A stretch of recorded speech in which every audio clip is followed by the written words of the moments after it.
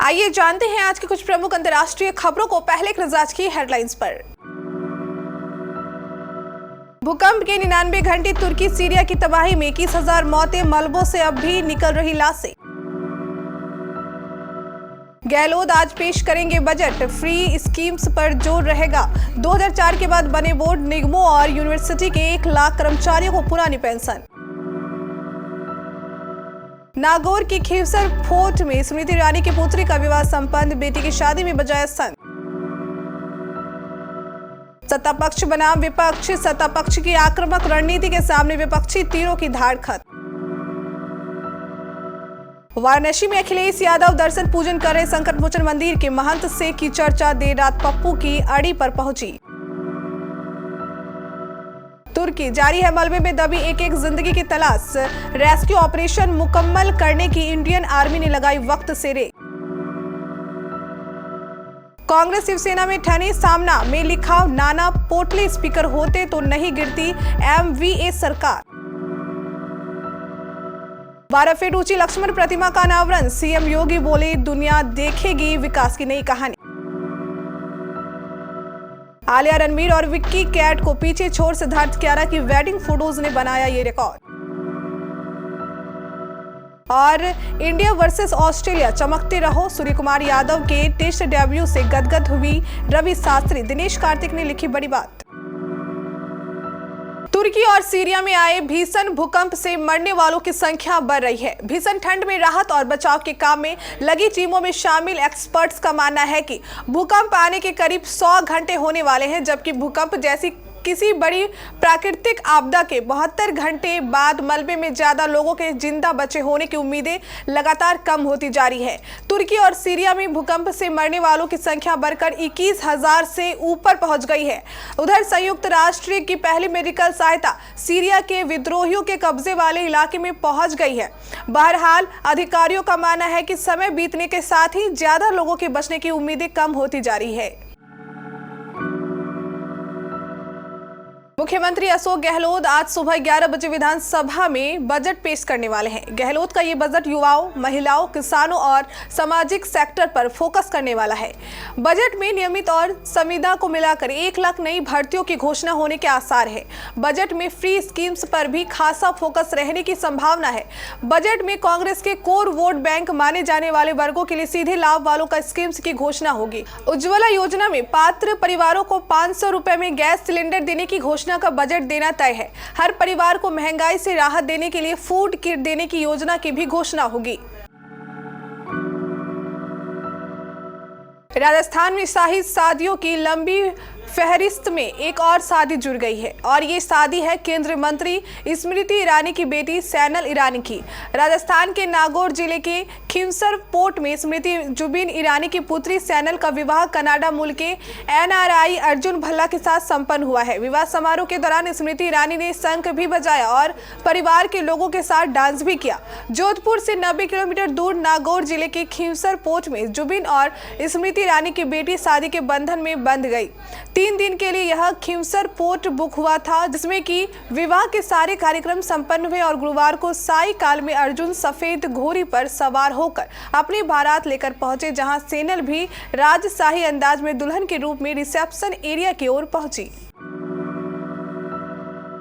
राजनीतिक परिस्थितियों और संयोगों के भरोसे नहीं, बल्कि तथ्य और तर्कों के आधार पर होनी चाहिए। आरोपों के जवाब में प्रत्यारोप, वर्तमान के जवाब में इतिहास को लाना आज का चलन हो गया है। इतिहास से याद आया जब विश्वनाथ प्रताप सिंह ने कहा था कि वो फोर्स घोटाले के सबूत मेरे कोर्ट की बाई जेब में पड़े हैं, तो पूरे देश ने यकीन कर लिया था कि सबूत जरूर होंगे।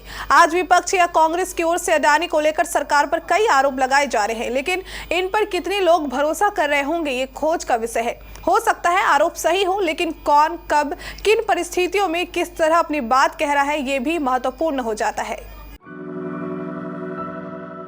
बलिया व गाजीपुर से देर शाम लौटे सपा के राष्ट्रीय अध्यक्ष अखिलेश यादव होटल में स्नान के बाद देर रात संकट मोचन मंदिर में दर्शन पूजन करने पहुंचे। यहां पर मंदिर के महंत विश्वभरनाथ मिश्र ने माला पहनाकर उनका स्वागत किया। इस दौरान महंत ने सपा प्रमुख से बातचीत की।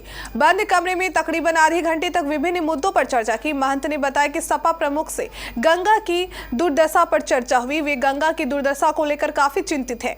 उससे वर्तमान सामाजिक राजनीतिक परिदृश्य पर बातचीत हुई। सपा प्रमुख को गोस्वामी तुलसीदास और रामचरितमानस के बारे में बताया। भूकंप की मार झेल रहे तुर्की में इस समय सबसे बड़ी जंग मलबे में दबी जिंदगियों को बचाना है। तुर्की और सीरिया में आए भूकंप में अब तक 21,000 से ज्यादा लोगों की मौत हो चुकी है। बीते 100 सालों की इस आपदा से तुर्की को बचाने के लिए दुनिया भर के 70 देश आगे आए हैं, जिनमें भारत भी शामिल है। भारत सरकार के ऑपरेशन दोस्त के तहत सेना और एनडीआरएफ की टीमें मलबे में जिंदगियां तलाश रही है। भारतीय खेमा ठिठुरती ठंड में बिना वक्त गवाए 24 घंटे मोर्चा संभाले हुए हैं। इन भूकंप प्रभावित इलाकों में भारतीय सेना ने फील्ड हॉस्पिटल बना लिए हैं, जहां बिना रुके घायलों का इलाज किया जा रहा है। कांग्रेस के प्रदेश अध्यक्ष नाना पटोले पर की गई टिप्पणी को लेकर महाराष्ट्र में कांग्रेस पार्टी ने शिवसेना गुट पर तीखी प्रतिक्रिया की है। शिवसेना के मुखपत्र सामना ने राज्य कांग्रेस अध्यक्ष नाना पटोले को महाराष्ट्र में एमवीए सरकार के पतन के लिए काफी हद तक जिम्मेदार ठहराया था। कांग्रेस प्रवक्ता अतुल लॉन्डे ने कहा कि शिवसेना की ओर से इस तरह की टिप्पणी करना सही नहीं है और गठबंधन सहयोगी के रूप में उन्हें कांग्रेस पार्टी द्वारा किए गए आंतरिक फैसलों का सम्मान करना चाहिए। पार्टी प्रवक्ता ने कहा, कांग्रेस के प्रदेश अध्यक्ष नाना पटोले के विधानसभा अध्यक्ष पद से इस्तीफा पर सामना में की जा रही आलोचना उचित नहीं है। नाना पटोले ने जल्दबाजी में कोई निर्णय नहीं लिया।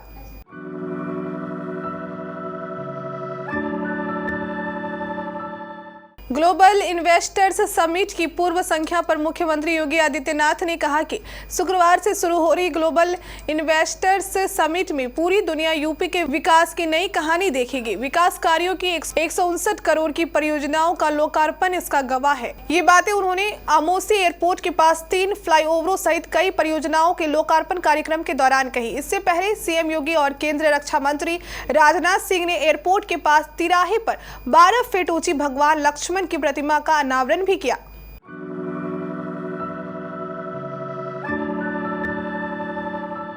सिद्धार्थ मल्होत्रा और कियारा आडवाणी की शादी मच टॉक्ड बॉलीवुड शादियों में से एक रही है। फैंस बेसब्री से इस कपल को साथ में देखना चाहते थे। दोनों ने अपनी शादी को काफी इंटीमेट रखा और शादी में कुछ गिने चुने मेहमान ही शामिल हुए। शादी के बाद से ही फैंस कपल की शादी की पहली फोटो देखने का बेसब्री से इंतजार कर रहे थे और जैसे ही वो तस्वीर सामने आई, फैंस मानो खुशी से झूम उठे। सिद्धार्थ और कियारा की शादी की फुटेज शेयर होते ही सोशल मीडिया पर वायरल हो गई और मिनटों में इसके नाम कई रिकॉर्ड हो गए। कपल की फोटो पर लाइक्स और कमेंट का मानो बाढ़ से आ गई।